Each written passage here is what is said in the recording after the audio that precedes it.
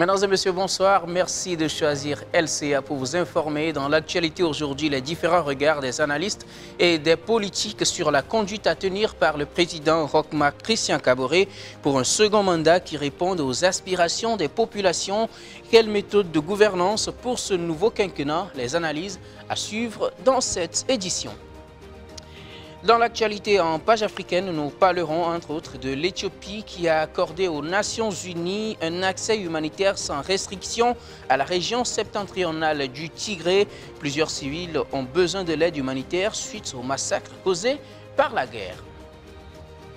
Et puis le monde aborde une nouvelle phase dans la lutte contre la Covid-19. Le Royaume-Uni a autorisé ce mercredi même l'utilisation du vaccin de Pfizer et BioNTech. Il devient donc le premier pays à officiellement autoriser l'utilisation des vaccins anti-Covid-19. Voilà pour le sommaire. Une fois encore, bonsoir et bienvenue au journal sur la chaîne africaine de télévision. Nous ouvrons cette édition par cette conférence de presse tenue ce mercredi par Canal Plus Burkina à Ouagadougou. Il s'était agi pour les premiers responsables de la société de dresser le bilan de l'année 2020 qui s'écoule et aussi d'annoncer les perspectives pour l'année à venir. Également, Canal Plus apporte de bonnes nouvelles à ses abonnés en cette fin d'année. Les détails avec Constantin Sieda, Colette Ilboudo et Aurélia Minongo. Bonne nouvelle pour les abonnés de Canal Plus Burkina. Au-delà de sa campagne Protège ta télé qui est une campagne de lutte contre le piratage, le directeur général de Canal Plus Burkina a dévoilé les surprises des fêtes de fin d'année contenues dans les bouquets Canal Plus. Le décodeur passe à 5 000 francs. Donc à partir de 12 000 francs, comme l'a dit mon collègue, vous avez le décodeur, vous avez un abonnement, vous avez une installation. Donc c'est le cadeau qu'on souhaite faire à nos abonnés, en tout cas ceux qui viennent, qui veulent nous rejoindre. Mais en même temps, donc vous avez vu qu'il y a la semaine généreuse qui donne des bonus, des chaînes en plus. Voilà les deux cadeaux que l'on donne et aux nouveaux qui nous rejoignent et aux anciens qui sont avec nous pour les remercier pour leur fidélité. Et je répète, pour nos clients VIP, il y a cette installation ou cette révision gratuite et des accessoires que l'on peut changer gratuitement. Le bilan de Canal Plus Burkina cette année se résume à la résilience. Covid-19 oblige. 2020 était une année de redécouverte de notre capacité à se réinventer. On a fait preuve de résilience dans une période pandémique que nous connaissons tous. Ça a été finalement une année de repenser, de se recentrer sur nous et de se reprojeter pour 2021. Canal Plus œuvre également dans la promotion du savoir-faire africain en général et burkinabé en particulier. Pour ce faire, plusieurs projets du terroir sont en gestation afin d'enrichir davantage ses programmes pour la satisfaction de sa clientèle. Le premier projet qui se met en route, c'est d'avoir une production originale, Canal Plus original, un peu comme Invisible, un peu comme Ante, un peu comme Cacao. Donc on va faire un modèle 100% Burkina, par le Burkina. On va avoir des émissions comme Canal Plus Comédie, on va avoir des formations pour les journalistes. Donc c'est de se mettre à niveau pour pouvoir effectivement assurer que dans les années qui viennent, on va pouvoir avoir de la qualité. Canal Plus Burkina compte poursuivre ses actions de sensibilisation quant à la consommation de la télévision par le jeune public à travers la signalétique jeunesse. La société a pour ambition de soutenir le bureau burkinabé des droits d'auteur BBDA à travers la protection des œuvres artistiques, indique Aimé Makuta. Le Congrès pour la démocratie et le progrès, CDP, a décidé en date du 30 novembre dernier d'abandonner ses recours introduits auprès du Conseil constitutionnel à l'issue des élections du 22 novembre dernier. Alors, quelle démarche en faveur de la paix ou simple jeu politique? Quelle lecture peut-on faire de ce revirement de politique de situation faite par le CDP? Nous avons justement rencontré Bourema Ouedraogo qui s'est prononcé sur la question. Le compte rendu avec Bassirou Sawadogo, Amadou Soare et Djeri Devkodo. À l'issue de sa dernière sortie médiatique, le Congrès pour la démocratie et le progrès a décidé de renoncer au recours auprès du Conseil constitutionnel contre la réélection du président Roch au premier tour. Selon l'analyste politique Bourema Ouedraogo, les raisons avancées par les responsables de l'ancien parti au pouvoir pour justifier cet abandon ne tiennent pas la route. C'est vrai que moi, ça me pose à moi un problème qu'un parti qui a présenté un candidat dise que parce qu'il n'y a pas eu consensus, il renonce au recours. J'aurais préféré que les partis disent que Nous avons renoncé pour d'autres raisons, pour les questions de paix sociale, pour d'autres raisons, qui disent non, il n'y a pas eu de consensus. La question de fond du recours, ce n'est pas une affaire de consensus. La question de fond, est-ce qu'ils ont des éléments de preuve matériels qui montrent effectivement que l'élection a été entachée d'irrégularité, à même d'entacher effectivement, à même en tout cas de porter atteinte à la crédibilité et à la probité des résultats. C'est là tout le débat. Parce que, consensus ou non, l'essentiel c'est est-ce que l'élection s'est bien déroulée ou c'est pas bien déroulé. Même si le CDP est sorti de ces élections comme étant la deuxième force politique du pays et la première force politique de l'opposition, sa décision de renoncer au recours ne joue aucunement sur les recours des autres partis de l'opposition. Non, ça ne pénalise personne. À moins que, moi je crois que ceux qui croient qu'ils peuvent aller faire un recours même sans le CDP, normalement ils ont le droit d'y aller. Le CDP a décidé en tout temps méconnaissant de ne pas faire de recours. Ça n'engage que le CDP, ça n'engage pas les autres partis. Maintenant, si les autres estiment qu'ils sont lésés et qu'ils doivent effectivement faire valoir leurs droits devant le Conseil constitutionnel, ils peuvent toujours y aller. Donc à ce niveau-là, il n'y a aucun problème. On attend de voir effectivement, parce que le CDP n'a pas été le seul à dire qu'il y a eu des irrégularités.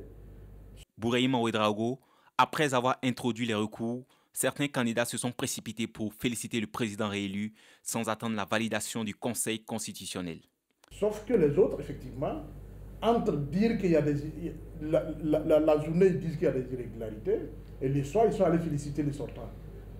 Bon, moi je ne sais pas, peut-être qu'en droit, ce n'est pas forcément un problème, parce que ça ne devrait pas empêcher le Conseil constitutionnel d'annuler les élections si les élections ont été mal organisées et que les résultats proclamés ne correspondent pas à la réalité.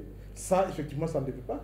Mais pour le principe, soit on reconnaît que le monsieur il a gagné et qu'on va le féliciter, soit on doute de sa victoire et on attend d'avoir la certitude avant d'y aller. Pour moi, moralement, ceux qui sont allés féliciter le président et réélu reconnaissent qu'il a été élu et bien élu. Moi, je dis, en toute honnêteté, c'est la lecture que je fais les choses. Parce que si, en tout cas à leur place, si moi je pense que le gars n'a pas été bien élu et que je doute de son élection, j'attends d'avoir le cœur net avant de m'aventurer à aller les féliciter. Mais si j'y vais, c'est que, effectivement, dans mon fort intérieur, je suis convaincu qu'il a été élu. Selon l'analyse politique, ces félicitations prématurées ne peuvent pas influencer la décision du Conseil constitutionnel. Le Rassemblement des Patriotes pour le Renouveau n'est pas quant à lui déçu de sa participation au double scrutin du 22 novembre dernier. Le parti n'a obtenu aucun siège au Parlement malgré qu'il ait présenté des candidats dans 13 provinces du pays. Mais pour son président Ali Badra Ouedraogo, le résultat est positif dans l'ensemble. Il est au micro de Salif Kaboré et de Bassirou Sawadougou. Pour le parti RPR que je dirige, c'est vrai que nous pouvons dire que les résultats ont été mitigés. Bien entendu, notre candidat, le président candidat Roch-Marc Christian Kaboré a été réélu avec un score à hauteur d'homme, 57,87%. Ça a été donc quelque chose de formidable que nous avons salué parce que nous y avons contribué. Mais revenu donc au parti, je pense que nous avons nous avons fait acte de candidature dans près de 13 provinces. À l'arrivée, le parti s'en sort avec 0 siège. Mais que de leçons tirées parce que nous sommes toujours en apprentissage. Je note que le parti a 5 ans d'existence. Le parti donc a des réalités parce que vous savez que faire bouger une machine électorale aussi, il faut beaucoup de moyens, surtout financiers. Quelque chose qui n'est pas monnaie courante chez nous. Mais vers la fin, nous sommes donc satisfaits et c'est l'occasion pour moi ici de remercier et de féliciter l'ensemble des citoyens burkinabés qui ont fait confiance à notre parti et qui nous ont donc voté. Parce que le parti s'en est tiré avec près de 12 400 voix. Je pense que ce n'est pas rien et ça nous donne effectivement de réels motifs de satisfaction et de pouvoir également continuer le travail politique parce que nous sommes basés sur l'éveil de conscience. C'est notre maître mot. Je pense que ça nous rappelle également que ce travail doit se poursuivre parce que ce n'est pas demain la veille. Les Burkinabés n'ont pas encore très bien compris le sens donc, de notre engagement politique et je pense que c'est à nous de continuer à travailler de sorte à ce que ce message-là soit donc perçu et bien perçu par l'ensemble de nos concitoyens afin que nous puissions un jour être donc une force politique véritable. Donc nous ne sommes pas du tout découragés, nous sommes plus qu'interpellés à redoubler d'efforts afin de pouvoir donc porter la cause du parti jusqu'à... Et le président du Rassemblement des Patriotes pour le Renouveau porte également son regard sur l'attitude que doit adopter le président réélu pour répondre aux attentes des populations. La méthode de gouvernance du président réélu pour son second mandat devrait être le combat contre l'incivisme et un changement de mentalité selon le RPR. Mais cela ne pourrait être possible si les gouvernants eux-mêmes ne donnent pas l'exemple, affirme Ali Badra Ouedraogo. Suivez-le toujours au micro de Salif Kaboré et Bassirou Sawadogo. Ce qui est intéressant au cours de ce mandat, c'est que constitutionnellement, c'est le dernier mandat du président Roch Marc Christian Kaboré. Et là, je pense qu'il a toutes les cartes en main. Parce que, voyez-vous, quand on gère un premier mandat et qu'on a en tête de solliciter encore le suffrage de Burkinabé pour un second bail, on peut lésiner un peu sur les méthodes assez drastiques pour combattre un certain nombre donc, de maux. Ce qui peut nous amener à être un peu tatillons sur certaines situations. Et je pense qu'au jour d'aujourd'hui, il faudrait que les Burkinabés comprennent, c'est vrai, même si nous n'avons pas cette volonté de mettre un gendarme derrière chaque Burkinabé ou de diriger le Burkina Faso avec les Burkinabés avec un bâton, il faut qu'on comprenne que sans la discipline, aucune nation ne peut prétendre au développement. Vous voyez, toute action de développement doit effectivement être basé sur une certaine discipline cartésienne pour pouvoir donc prospérer. Ce qui veut dire que nous devons d'abord œuvrer pour un changement de mentalité. Chacun à son niveau doit comprendre que l'autorité de l'État, même si en réalité il y a des faits et gestes qui l'affaiblissent, chaque Burkinabé étant donc un élément à part entière de ce même État, parce que l'État ce n'est pas le président Kaboré, ce n'est pas le gouvernement, l'État c'est nous tous. Chacun à son niveau doit travailler effectivement à rehausser donc, j'allais dire donc l'ancrage de l'autorité étatique, à œuvrer à ce que l'autorité de l'État puisse s'affirmer à tous les niveaux. Voilà pourquoi j'ose espérer que pour le compte de ce dernier mandat, évidemment, un accent particulier doit être mis par les gouvernants sur effectivement le respect scrupuleux des lois et des règlements de la République. Mais j'ai toujours dit aussi que le poisson pourrit toujours par la tête. Évidemment, il y a ce que donc, les citoyens doivent faire, mais si ce changement de mentalité doit advenir, il doit d'abord commencer par les gouvernants, parce qu'il faut donc de plus en plus apprendre à gouverner le peuple par les exemples, mais pas simplement par la rhétorique. Ça veut dire que l'exemple doit venir d'en haut et que les gouvernants doivent comprendre qu'ils ont donc une mission de service public et que chacun à son niveau doit être respectueux des textes et de lois et des règlements en vigueur dans ce pays, et que nous puissions finalement demander à ce que le peuple également prenne exemple sur ses dirigeants pour que nous puissions tous être donc des hommes vertueux, des femmes vertueuses, afin de porter donc le développement du pays. Et d'une analyse à une autre, le premier mandat de Roch Marc Christian Kaboré a été marqué par plusieurs mots entre attaques terroristes, incivisme grandissant, grogne sociale. Le chef de l'État avait usé de plusieurs méthodes pour tenter de résoudre ces crises. Pour ce second mandat, quelles méthodes de gouvernance doit-il adopter, surtout face aux partenaires sociaux, si sa réélection est confirmée par le Conseil constitutionnel? Nos reporters Bassirou Sawadogo et Aimé Sawadogo ont posé la question à l'analyste politique Lionel Bligo. Voici sa réponse.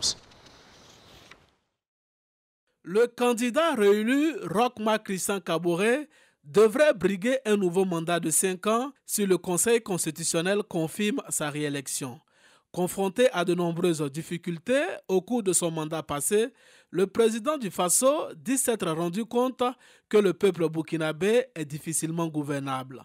Pour cet analyste politique, le prochain mandat du président du Faso sera celui de la vérité. Parce qu'il a pu constater de ses propres aveux lui-même que le peuple burkinabé était difficilement gouvernable, il l'a dit. Et aujourd'hui, avec ce constat, est-ce qu'il va réaménager ou adapter sa posture par rapport à une gouvernance beaucoup plus stricte, beaucoup plus, beaucoup plus conforme à ses propres rêves, à ses propres visions, ou est-ce qu'il va continuer à jouer de la modération, des arrondis, de la diplomatie, de la conciliation pour terminer ces 5 années à venir? Je crois qu'il a vu les enjeux majeurs qui guettent notre pays. Il a tout intérêt, en tout cas, à plus utiliser la chicotte que la carotte sur ce dernier mandat il a plus intérêt à plus être rigide et surtout à donner les moyens, non seulement à l'exécutif, mais aussi à permettre à l'exécutif de prendre les décisions clés qui puissent accompagner l'action de l'exécutif. Là, sur ce point également, il a une large avantage au sein de l'Assemblée nationale pour transformer le pays comme il le voit, comme il le conçoit. Ainsi donc, pour relever les défis qui s'imposent à lui et dérouler son programme de campagne, le président Roch Marc Christian Kaboré devrait être un peu plus ferme dans la prise de certaines décisions. Vu les enjeux majeurs qui guettent notre pays, il a tout intérêt en tout cas à plus utiliser la chicotte que la carotte sur ce dernier mandat. Il a plus intérêt à plus être rigide et surtout à donner les moyens, non seulement à l'exécutif, mais aussi à permettre à l'exécutif de prendre les décisions clés qui puissent accompagner l'action de l'exécutif. Là, sur ce point également, il a une large avantage au sein de l'Assemblée nationale pour transformer le pays comme il le voit, comme il le conçoit. Au cours des 5 années de gestion, la gouvernance du président Roch Marc Christian Kaboré a été marquée par de nombreuses crises dont la grogne sociale. Pour la gestion de ces différentes crises, le chef de l'État s'est appuyé sur certains de ses ministres sans pour autant rencontrer les partenaires sociaux. C'était une composition de trio ou de quatuor de ministres qui allaient à la rencontre des partenaires sociaux. Et d'ailleurs, les partenaires sociaux ont reproché au président de ne pas lui-même prendre à bras le corps leurs revendications et leurs soucis. Donc, il n'a pas eu, lui, directement à se frotter aux partenaires sociaux. Cette fois-ci, je pense qu'il devrait garder la même chose. Tout dépend de la coloration du gouvernement qu'il va concevoir, de l'exécutif qu'il va dresser. Est-ce que ce sont des techniciens? Est-ce que ce sont des personnes aguerries qui ont une forte personnalité, un fort leadership dans la conduite des projets qu'il aura à mener dans ce sens ou pas? Et ça aussi, ça permettra de voir un peu quelle sera la dimension des échanges et des discussions en fonction des têtes qu'il nommera au sein de l'exécutif. Pour cet analyste politique, au-delà de la posture du gouvernement, les partenaires sociaux devraient aussi avoir une posture à part entière. Et il y va de l'intérêt des différentes parties de transformer la fonction publique actuelle pour une fonction publique proactive, réactive et professionnelle au service d'une société en mutation. Le ministère de l'Environnement, de l'économie verte et du changement climatique a tenu un atelier ce mercredi 2 décembre à Ouagadougou. Il était question de présenter le projet Planet Gold qui vise à promouvoir l'élimination du mercure dans les opérations de l'exploitation minière artisanale à petite échelle de l'or. Le Burkina Faso est signataire depuis le 10 octobre 2013 de la Convention de Minamata pour circonscrire les menaces du mercure sur la santé humaine et sur l'environnement. Les précisions avec Achille Ouedraogo, Stéphanie Ouattara et Mamadou Souari.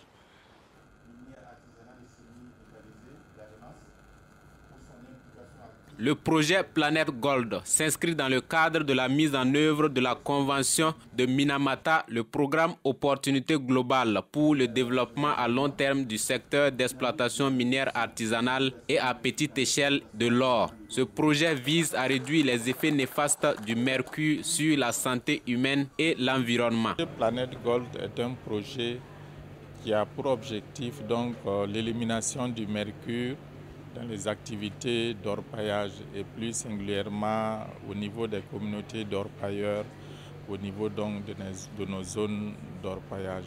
Nous allons faire la situation du projet, donner les différentes activités du projet et amener les membres du comité technique à s'engager pour que nous puissions atteindre les objectifs du projet qui est, comme je l'ai dit, d'éliminer l'utilisation du mercure qui est un produit néfaste pour la santé de l'homme. Pour faciliter la mise en œuvre et le suivi des activités de développement du projet, il a été institué un comité technique de suivi. Ce projet qui a connu ses prémices depuis janvier 2020 s'étalera sur 5 ans. Depuis janvier 2020, nous avons entrepris quelques activités. Nous avons pu, dans sa composante numéro 3, qui est, disons, la leitmotiv même du projet, c'est la réduction du mercure.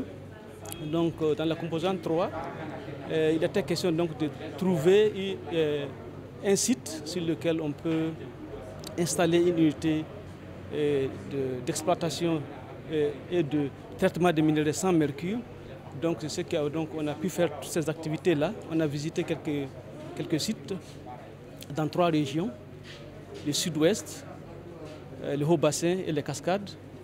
Nous avons pu donc choisir un site et donc le choix du site sera validé lors de ces travaux. Donc nous allons présenter les travaux déjà exécutés et le comité technique de suivi va donc valider ces travaux aujourd'hui. Planète Gold est appuyé par le Fonds pour l'environnement mondial pour traiter les principaux enjeux liés à l'utilisation continue du mercure et fournir des opportunités de développement durable aux communautés concernées. La suite de cette édition, en Éthiopie, le gouvernement a accordé aux Nations Unies un accès humanitaire sans restriction à la région septentrionale du Tigré pour y délivrer de l'aide, selon un document consulté ce mercredi par l'AFP. Ce document, qui est un accord signé par l'ONU et le ministre éthiopien de la Paix, autorise un accès sans restriction continu et sécurisé du personnel et des services humanitaires aux populations vulnérables dans les régions gérées par le gouvernement au Tigré et dans les zones frontalières des régions Amara et Afar voisines. Une autorisation qui vient au lendemain de la demande faite mardi par l'ONU pour un accès urgent au Tigré, la région ayant désespérément besoin de l'aide humanitaire. Le Tigré est privé de tout approvisionnement depuis le 4 novembre dernier, lorsque le Premier ministre Abiy Ahmed a envoyé l'armée fédérale à l'assaut des forces du Front de libération du peuple de Tigré, TPLF, qui dirigeait alors la région et qui défiait depuis son autorité. La Côte d'Ivoire et le Ghana continuent leur assaut. Ils sont toujours déterminés à poursuivre leur offensive contre 2 multinationales américaines du chocolat, Hershey et Mars, qui refusent de payer une prime spéciale pour mieux rémunérer les agriculteurs qui produisent le cacao. Le Conseil Café Cacao doit d'ailleurs rencontrer les représentants des planteurs jeudi à Yamoussoukro, en Côte d'Ivoire. Les responsables du Conseil Café Cacao veulent expliquer aux planteurs les raisons qui ont poussé les régulateurs ivoiriens et ghanéens à hausser le ton face aux 2 multinationales. Les 2 pays ont suspendu Hershey des programmes de certification qui visent à garantir que les industriels achètent du cacao qui n'a pas entraîné dans la déforestation et fait travailler des enfants, ce qui est un élément de communication et de marketing très utilisé par ces exploitants afin de conquérir les consommateurs d'Europe et d'Amérique. Le Royaume-Uni, je vous l'annonçais dans les titres, est devenu le premier pays au monde à autoriser l'utilisation de ce mercredi 2 décembre du vaccin mis au point par le laboratoire américain Pfizer et la firme allemande BioNTech contre Covid-19. Ce vaccin sera disponible dans tout le pays à partir de la semaine prochaine, a annoncé le gouvernement dans un communiqué. L'agence britannique du médicament est la première agence mondiale à autoriser donc l'usage du vaccin mis au point par les 2 firmes. C'est une nouvelle fantastique, a tweeté le Premier ministre britannique Boris Johnson, qui ajoute dans un communiqué, Pfizer précise que les premières doses pourront être livrées immédiatement et en outre, cette première autorisation est un accomplissement dans les combats engagés contre la pandémie. Les résultats des tests à grande échelle de ce vaccin ont montré une efficacité à 95%. Retour au Burkina avant de terminer cette édition. Hier, 1er décembre, était célébrée la journée mondiale de lutte contre le sida. Dans le cadre de la commémoration de cette journée, la Société burkinabé de pédiatrie a organisé une journée de sensibilisation et de dépistage du VIH-Sida chez l'enfant et ses parents dans les unités de soins à l'hôpital pédiatrique Charles de Gaulle. Cette journée de campagne a pu dépister plus de 300 personnes, dont 3 cas positifs. Les détails avec Achille Ouedraogo, Faïssa Tchousangaré et Linda Sarakaboré.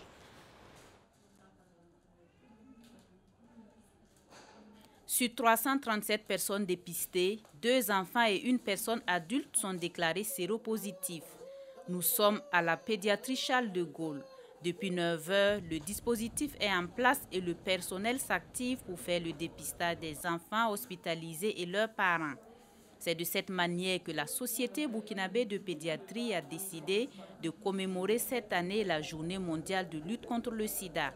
Et c'est un test rapide du VIH qui est fait aux enfants et à leurs parents afin de mettre les cas positifs sous antirétroviraux.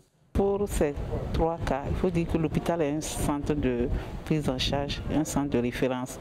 Donc ces malades, nous les avons très rapidement prélevés pour avoir la confirmation au niveau du laboratoire. Et nous allons faire un bilan et les mettre sous ARV, sous antirétroviraux. ces patients recevront le traitement sur place. Comme il y a aussi des médiatrices qui sont avec nous, qui nous accompagnent, c'est des personnes infectées par le VIH, mais qui nous accompagnent dans la prise en charge. Elles expliquent en montrant leur exemple. Et ce qui encourage aussi les parents à se dire que ce n'est pas la fatalité. Avec un peu plus d'efforts et d'organisation, nous pourrons eux aussi se comporter parce qu'ils voient que ces personnes arrivent à s'exprimer, à parler de leur maladie. Selon un rapport de l'ONU-SIDA, près de 38 millions de personnes, dont 1 800 000 enfants de 0 à 14 ans, vivent avec le VIH. Cette année au Burkina, le taux de prévalence est estimé à 0,7%. Et la plupart des cas de VIH-SIDA chez les enfants résultent de la transmission mère-enfant, selon les spécialistes.